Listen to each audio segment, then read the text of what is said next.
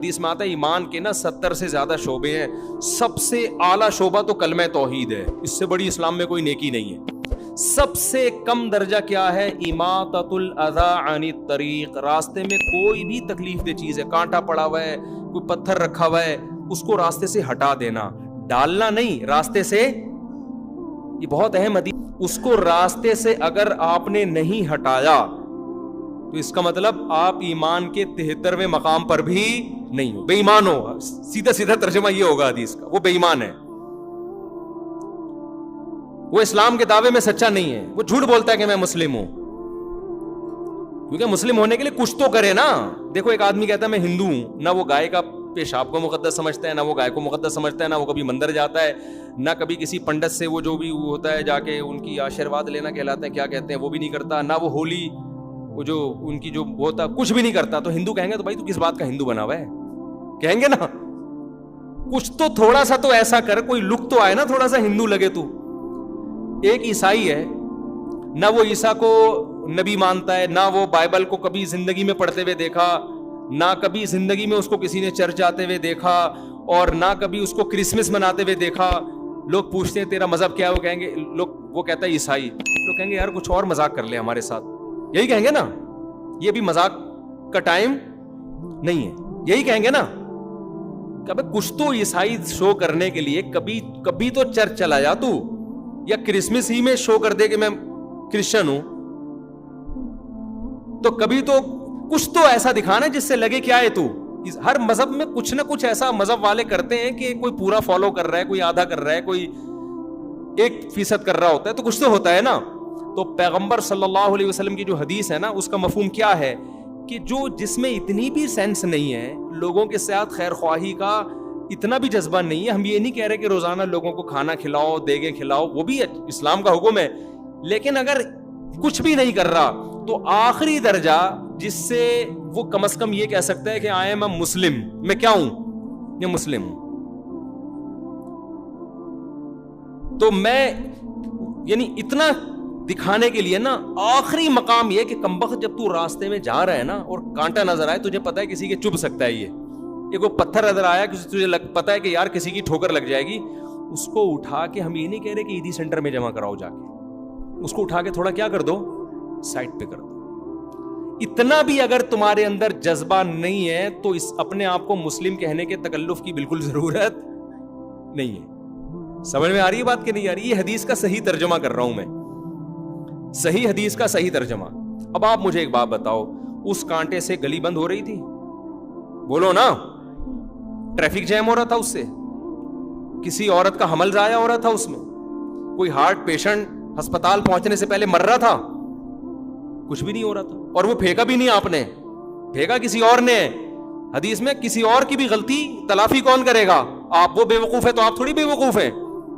اس کانٹے کو اگر آپ نے راستے سے نہیں ہٹایا، اس پتھر کو سائڈ پہ نہیں کیا، تو حدیث کے مطابق آپ کیا ہیں؟ صحیح ترجمہ یہ ہو کہ بے ایمان ہیں آپ۔ مجھے بتاؤ، جو کانٹا پھینک رہا ہو راستے میں وہ کیا ہوگا؟ جو ہٹا نہیں رہا، ایک وہ ہے جو ہٹائے بغیر گزر جاتا ہے، لیکن دوسرا وہ ہے جو راستے میں کانٹا کیا کر رہا ہے؟ پھینک رہا ہے، جو باقاعدہ کیلے کا چھلکا راستے میں پھینکتا ہوا جا رہا ہے، یا جو راستے میں پتھر لا کے رکھ دیتا ہے، وہ ایمان والا ہو سکتا ہے؟ بولو نا بھائی، یہ تو اس سے بھی زیادہ بدبخت ہے کہ جو کانٹا پراپر طریقے سے پھینک رہا ہے باقاعدہ۔ نبی تو جو نہ ہٹائے اس کو مومن نہیں کہہ رہے، جو پھینکے وہ کہاں سے مومن ہو گیا؟ اور آپ بتاؤ، جو وہ کام کرے، حالانکہ اگر کوئی کانٹا پھینک کے چلا جاتا ہے، اس سے بھی ٹریفک جیم نہیں ہوتا، ایک گلی بھی بند نہیں ہوتی، گلی میں بھی محلے میں لوگ زیادہ زیادہ کانٹا پھلانگ کے چلے جائیں گے، کوئی بڑا نقصان نہیں ہو رہا۔ بہت بڑا نقصان یہ ہوگا کہ وہ لگ جائے گا کسی کے، یہی ہوگا، اس سے زیادہ کچھ نہیں ہوگا، تو نکال کے پھینک دے گا باہر، یہی ہوگا نا۔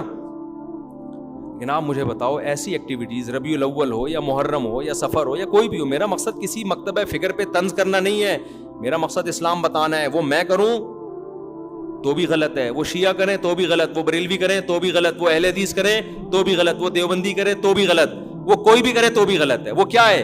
ایسا کام کرنا جس سے راستے کیا ہو جائیں؟ بند ہو جائیں۔ جس سے آپ کے پورے ملک کا نظام کیا ہو جائے؟ معطل. تو کیا یہ پیغمبر کی تعلیمات ہو سکتی ہیں؟ یہ ربیع الاول میں بھی غلط ہے. آپ جا رہے ہوتے ہیں, اچانک یہاں سے راستہ بند, پولیس والے کہہ رہے ہیں ادھر سے جاؤ, ادھر سے گئے وہاں سے راستہ بند, ادھر سے جاؤ. 1 گھنٹے کا سفر 2-2, 3-3 گھنٹے میں, اور بعض دفعہ تو پہنچتے ہی نہیں ہے لوگ, کیونکہ راستے تو محدود ہے نا. تو یہ جو ہم گلیاں بند کروا رہے ہیں, پوری روڈیں جام کروا رہے ہیں, یا تو آپ کہہ سکتے ہیں کوئی بڑا مطالبہ ہو نا آپ کے پیش نظر, تو بڑی مصیبت سے بچنے کے لیے اسلام کہتا ہے چھوٹی مصیبت کو برداشت کیا جائے. آپ نے ملک میں انقلاب لے کر آنا ہے, جی آپ حکومت کے خلاف کوئی دھرنا دے رہے ہیں, بہت بڑا دھرنا, اور آپ کا خیال ہے کہ یہ حکومت باقی رہی تو ملک کا بیڑا غرق ہو جائے گا. یہ بڑے مفاد کے پیش نظر چھوٹا مفاد کیا جا رہا ہے؟ بولو, برداشت. جیسے گلی میں کنسٹرکشن کا کام ہو رہا ہے, روڈ ڈل رہی ہے, اس میں آپ پورا کنٹینر لا کے کھڑا کر دیا, اب متبادل راستہ دے دیا, کیونکہ بھائی روڈ بن رہا ہے نا. تو یہ بڑے مفاد کے پیش نظر آپ گلی بند کر رہے ہیں. تو اسلام کا اصول ہے بڑے فائدے کے پیش نظر چھوٹا نقصان برداشت کیا جاتا ہے. تو سیاسی سطح پہ کوئی سمجھتا, اول تو سیاسی دھرنے بھی صرف اپنے کرسیوں کے لیے ہوتے ہیں, لیکن اگر کسی ملک میں خیال ہے بھائی یہ گورنمنٹ کا گرانا ضروری ہے, اس کے لیے بڑا دھرنا دینا ضروری ہے, وہاں ہم اس کو اپریشیٹ کریں گے, یار یہ بہت بڑے مفاد کے لیے چھوٹا نقصان برداشت کیا جا رہا ہے. ربیع الاول یا محرم یا دوسرے مہینوں میں جو مذہبی رسومات ہونی, اس میں کون سا بڑا مفاد ہے ہمارے سامنے؟ اس میں ہم کیا دے رہے ہیں انسانیت کو؟ کیا حضرت حسین کی یہ تعلیمات ہیں؟ کیا رسول اللہ صلی اللہ علیہ وسلم کی یہ تعلیمات ہیں جو ہم ربیع الاول میں کر رہے ہوتے ہیں, جو محرم میں کر رہے ہوتے ہیں؟ کیا صحابہ کرام کی یہ تعلیمات ہیں؟ وہاں تو اس کا خیال کیا جا رہا ہے کہ تہجد کے وقت نبی صلی اللہ علیہ وسلم اٹھتے ہیں, اس کا خیال کرتے ہیں آپ کی کسی زوجہ کی آنکھ نہ کھلے. آپ جب گھر میں داخل ہوتے رات کے وقت, سلام اتنی آہستہ آواز سے کرتے کہ کوئی جاگ رہا ہے تو جواب دے دے, سو رہا ہے تو اس کی آنکھ نہ کھلے. اور یہاں آپ دیکھیں ادھر روڈ بلاک, ادھر روڈ, اور یہ سب چیزیں مذہب کے نام پہ ہو رہی ہیں. چائنا میں یہی ہوا, چائنا میں مذہبی آزادی دی گئی, مسلمانوں نے ناجائز فائدہ اٹھایا, دھرنے جلوس, یہ چائنا نے پابندی لگا دی. کیا لگ گئی وہ پابندی؟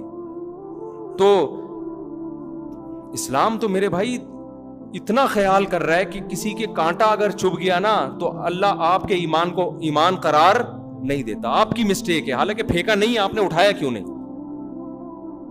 جو کرنے کے کام ہیں وہ کیے نہیں جا رہے. کرنے کے کام کیا ہیں؟ کلوا من الطیبات, کھاتے ہوئے دیکھو حلال کھا رہا ہوں کہ نہیں کھا رہا.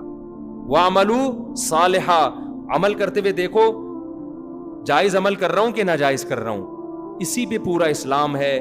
انہی 2 چیزوں کا نام اسلام ہے. قیامت میں انہی کے بارے میں سوال ہوگا, اس کے علاوہ کسی اور چیز کے بارے میں آپ سے سوال بولو نہیں ہوگا. اگر آپ کسی اور طرح سے تیاری کر رہے ہیں اپنے آپ کو عاشق رسول یا عاشق اہل بیت کہنے کے لیے, تو یہ آپ کا درد سر ہے.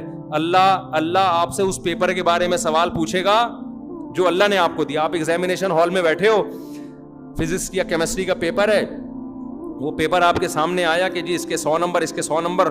آپ نے فزکس کے علاوہ جو معلومات آپ کے پاس تھی نا میتھمیٹکس کی, وہ ساری آپ نے اس میں چھاپ دی. اور بڑی مشکل معلومات, آپ نے CA کیا ہوا تھا, بہترین اکاؤنٹنٹ تھے آپ نے اکاؤنٹنگ کی ایکویشنز اور اس کی جو وہ ایسی زبردست خاندانی 20 صفحے لکھ کے آگے, جو ایسی نالج لکھ کے آگے جو کسی کے پاس بھی نہیں تھی. ایگزامینر کیا کرے گا؟ آپ کو انڈا دے گا. آپ ایگزامینر کے پاس پہنچ گئے, یار میں نے اتنی محنت کی ہے, اتنا مشکل پیپر میں نے لکھ کے آیا ہوں, اور یہ میں CA کر کے میں نے یہ تیاری کی ہے. چارٹرڈ اکاؤنٹنٹ بننا کوئی آسان کام نہیں ہے.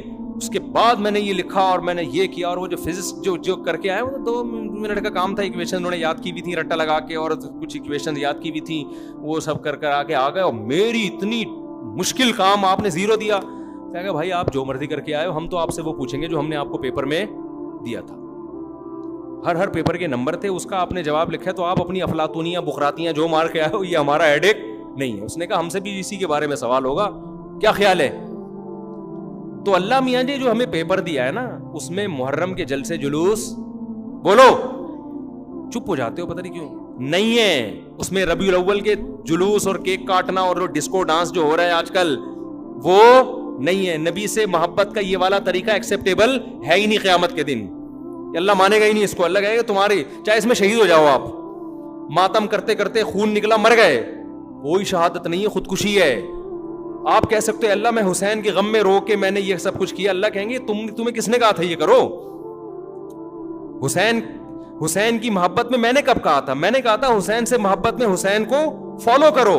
حسین کی تو داڑھی تھی سیدنا حسین ابن علی رضی اللہ عنہ کی. حسین ابن علی رضی اللہ عنہ تو ظلم کے خلاف ڈٹ گئے, کمپرومائز نہیں کیا. اور ہم میں کتنے لوگ ظلم کر رہے ہیں, بیوی پہ ظلم, بچوں پہ ظلم, قوم پہ ظلم, ملک پہ ظلم. کتنے لوگ ہیں دفتروں میں ٹائم پہ نہیں پہنچتے اور تنخواہ پوری لیتے ہیں. یہ ریاست پہ ظلم کر رہے ہیں کہ نہیں کر رہے؟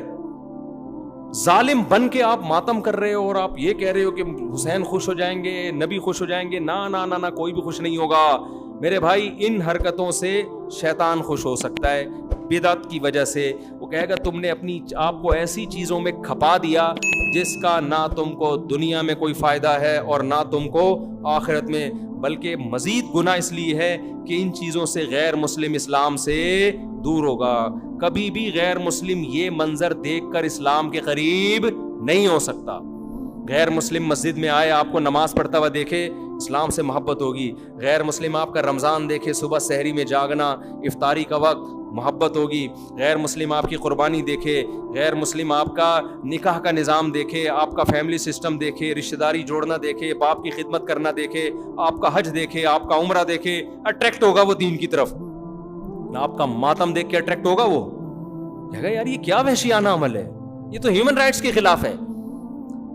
تو اس لیے اپنے آپ کو, چاہے شیعہ ہو چاہے سنی ہو, ایران میں بھی ماتم پہ پابندی ہے, پتہ ہے آپ کو, کھلے عام نہیں کر سکتے. آپ کو ان چیزوں سے اپنے آپ کو بچانا ہے. اور کلو من الطیبات, ہمیں جو اللہ نے پیپر دیا اس میں دو ہی چیزوں کا سوال ہوگا, کھا کیا رہا ہے, کر کیا رہا ہے. سمجھ میں آ رہی ہے بات؟ کھانا بھی کرنا ہی ہے لیکن اللہ نے اس کو الگ سے بیان کر دیا نا, کیونکہ لوگ کرتے بہت کچھ اچھا ہے, کھانے میں ڈنڈی مار دیتے ہیں, اور کچھ کھاتے صحیح ہیں, کرنے میں کیا کر دیتے ہیں, ڈنڈی مار دیتے ہیں. کھاتے تو بڑا پاکیزہ حلال ہیں, کام غلط کر رہے ہوتے ہیں. تو اللہ نے اسلام کو دو لفظوں میں سمیٹ دیا, کھاؤ بھی حلال اور کرو بھی حلال, پاکیزہ کرو. یہ دو ہی سوال ہوں گے, 50 نمبر کے یہ سوال ہیں میرے بھائی. اس کے علاوہ تیسرا کوئی سوال, باقی اسی کے ذیلی سوالات ہیں, اسی کے ذیلی سوالات ہیں جن کے آنسر آپ کو دینے. اس کے علاوہ جو کچھ آپ کر رہے ہیں ربیع الاول یا محرم میں, حلیم میں, سبیلیں لگا کے, ماتم کر کے, کالے کپڑے پہن کے, یا ربیع الاول میں ہرے ہرے بن کے, ناچ گانا کر کے, لائٹیں تمبو لگا کے, حلوے بانٹ کے, یہ سب آپ کا ہیڈ ایک ہے. اللہ اس سے متاثر نہیں ہوگا. آپ یہ کچھ کرتے ہوئے مر بھی جائیں, شہید بھی ہو جائیں, اللہ میاں نے اس کا اجر نہیں دینا. اللہ کہیں گے وہ پیپر ہے ہی نہیں جو میں نے دیا. تم اپنی طرف سے اخپل طریقے سے کر رہے ہو تو کرتے رہو, کوئی فائدہ